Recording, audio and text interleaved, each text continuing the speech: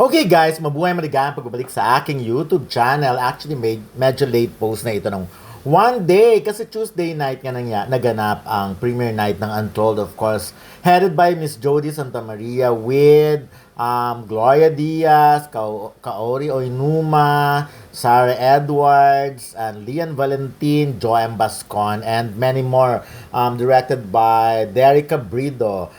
Ang nag-produce nito ay ang Regal Entertainment, of course, na kay Mother Lily Monteverde nga, pero ang nagmamanage na ngayon ay si Keith Monteverde with Rosel Monteverde, mother and daughter, mother and son, tandem yon. So, maraming kwento. Ako, ikakwento ko na lang na sa simula. Panoorin nyo, ngayon kasi showing na ngayong Wednesday ang movie na ito. So, kung Thursday nyo na ito mapapanood, malamang, ano na yan. So, second day. Basta, sana naman supportahan natin ang mga local movies kasi talagang pinaghihirapan din naman ang mga pelikulang ito, 'di ba? Wag naman yung parang nakasentro lang tayo sa isang pelikula tapos after that. And so far, sasabihin ko sa inyo, ngayong 2025, iisang pelikula pa lang ang kumita at yun nga ay yung My Love Will Make You Disappear.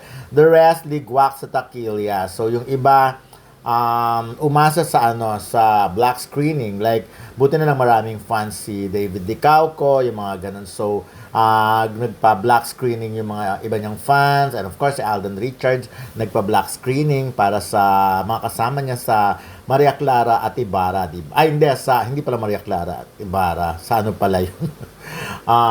Pulang Araw pala yun. Nalito ako kasi Maria Clara at Ibarra, si Barbie at si David, and then ganun, Pulang Araw. Anyways, ayan na, nakita naman natin ang magkapatid na Malu Santos and Charles Santos. Of course, present sila. And then nga sinasabi ko kanina, sila Rosel Monteverde and Keith Monteverde. So, sa totoo lang, hindi naman kayo malulugi sa pelikulang Untold. From start to finish, talagang titili at titili kayo. Maraming unexpected na eksena dito sa movie na ito. Ito talaga yung kakagulatan mo. Anyways, for sure naman may mga nakapanood na rin sa inyo. Kwento ko na yung mga ibang eksena dyan na talagang ikaloloka nyo. Like for example, the one na nasa presinto yung character ni Lian Valentin, pinaghampas niya yung ulo niya sa rehas, talaga as in super hampas siya hanggang sa yun dumanak ang pagkadami-daming dugo, di ba? Ayan again, magkapatid na Malu and Charles Santos with Direk Irene Villamor, ayun. So, eto naman mga group of mga bagong, alam ko bago silang mga talent. So, ayan. So, makikita rin natin. Ito, alam mo, medyo hindi mahigpit dito sa premiere night na ito. So, hindi sila. Ayan, that's Miko Del Rosario. By the way, kung manonood kayo ng AMini, ayan si Reese at saka si Daniela Straner na magjowa. Matagal na silang magjowa. No? Actually, nakita ko rin sila kanina lang ngayong Wednesday evening sa BGC. Magkasama sila at kumakain. Ayan si Miko Del Rosario. Isa sa mga ng Star Cinema. Anyways, ayun, nagkwentuhan kami tungkol sa kinita ng Kim Pao movie, pero syempre sila na mag-a-announce. Anyway, manood na lang kayo ng Aeminin ngayong Thursday. Marami kaming kwento tungkol doon. But anyways, going back sa Untold, no, isa pa sa mga ikinabaliw kong eksena dito ay yung bigla na lang dinukot yung mata. Hindi ko, ayan, na sinasabi ko, dalawa pa lang naman sinabi ko, pero napakarami pang eksena na dapat yung tutukan, or talagang napakaraming twist nito, yung mga scenes dito talagang parang yung mga napapanood natin sa mga Hollywood movies, yung mga ganon, talagang ikakagulantang nyo. At saka ito talaga ang daming gulat factor, ang daming sigaw factor, talagang mayat maya yung parang wow, talagang mapapaganon ka, talagang sa mga mahilig sa horror movies, highly recommended ko rin ito. At panoorin nyo kasi talagang hindi naman kayo hindi mapapahiya. At sulit din naman ang binayad nyo. Of course, acting pa lang ni Jody Santa Maria at ng mga artista dito, sulit na eh. Ito siguro isa sa mga pinakamahirap na pelikulang ginawa ni Jody Santa Maria dahil ang dami from start to finish ang character niya, di ba? At iba't ibang meron kasi dito mga yung acting niya kasi iba-iba. Kumbaga may halong comedy rin kasi ito, yung matatawa ka sa mga hirit niya, but at the same time, magugulat ka na, nag-iiba na yung expression niya. Marami mga ganung moments. So, dapat yung dapat, ako, hands down talagang ibibigay ko ang karangalan kay Jody. Talagang walang duda na napakagaling niyang artista. So, this is the start na to ng premiere night.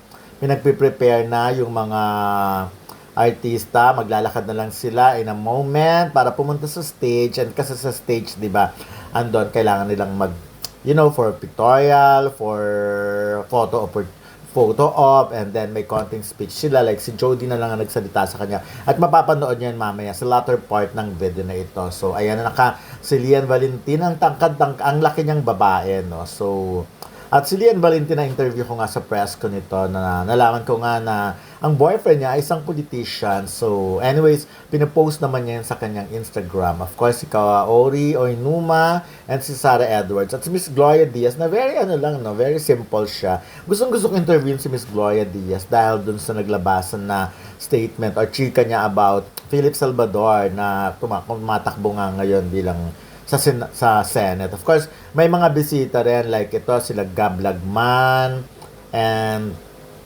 parang sa part na to, tinawag sila para mag-promote. Parang kailangan nilang promote yung movie. So, very supportive din naman ng Star Cinema or ABS-CBN sa movie na ito ni Jody Santa Maria, because talent naman talaga nila si Jody Santa Maria. So, dapat lang at normal lang na, suportahan nila. Pero again, ayan na, isa-isa na silang tinatawag, si Sarah Edwards, Lian Valentin, yan, kaway-kaway portion, and then of course, sino pa? Ayan, si Kaori, biglang nagulat kasi nasa gilid na. And of course, ayan, si Miss Gloria Diaz, pero parang ipapabalikin muna siya kasi iba muna yung tatawagin, si Derek Cabrido muna, or the director, and then ayun na. So, bongga, pero di ba, may time pa makipag-chikan si Miss Gloria Diaz. And of course, si Direk, tinawag na siya finally. Ayan, of course, naguguluhan talaga siya, yung pabalik-balik siya. Ayan, of course, si Miss Cory Vidanes ng ABS-CBN, ayan, sandali, titignan ko pa yung mga iba kasi medyo na hold sila dito. Ang liwanag kasi sa iba. Ayan, si Joem Bascon, nung tinatawag siya. Si Joem, isa rin sa magaling na aktor. Talagang nakakatuwa din ang mga ganap niya, mga eksena. Ayan, si Kit Monteverde, yung sinasabi ko kanina. Ayan, etong dumarating ay si Derek Cabrido. Si Direk ay rin, marami ng parang mas expertise niya mga horror talaga, di ba? At of course, si Jody Santa Maria, na beauty queen ang dating. Nakita mo naman ang kanyang gown, and of course, yung ayos nga, di ba?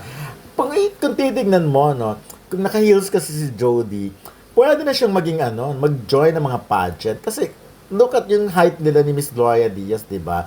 Nung time na yun. So, now, ngayon naman wala nang height requirements, diba? So ayun si JM, pwede pa na nag-host ng premiere night ng Untold. So ayun na, pupunta na sila sa kanilang mga respected upuan. Ito, nagtataka lang ako kay Miss Gloria Diaz. Sa simula, dito siya umupo. To think na ang mga artista ay nasa taas, diba? So, hindi ko alam kung bakit. Pero maya-maya rin nawala rin siya. Na-realize niya siguro dyan niya pa kasi pinaupo yung mga bisita niya, yung mga friends niya or mga relatives niya. Ayan, yung mga yan. So, pero after that, nawala rin naman. Pinalipat talaga sila doon. Meron silang designated na upuan doon para sa mga bisita. Siyempre, ito para sa fans.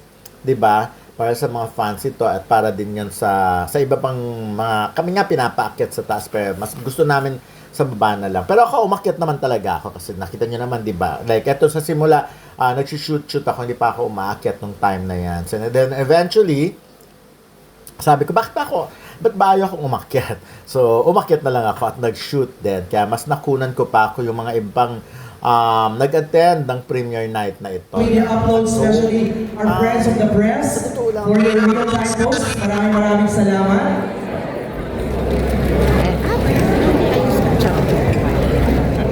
Okay, Jody Titaglo, one photo please, one photo, at the center, photo lang, yeah, there you go.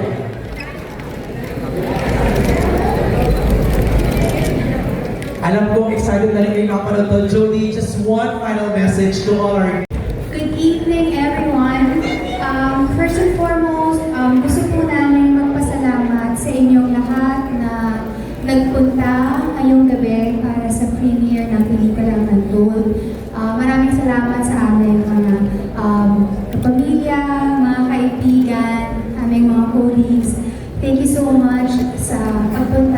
pagsuporta. Tonight, makakalan tayo ng isang magandang pelikula. And I think, pelikula mo to. No, just kidding. People rarely do crazy things simply for the sake of being crazy. Paminsan po, they convince themselves that what they're doing is noble, it's necessary, and it's justified. And sometimes, the most dangerous thing is that it hides behind the guise of good intentions.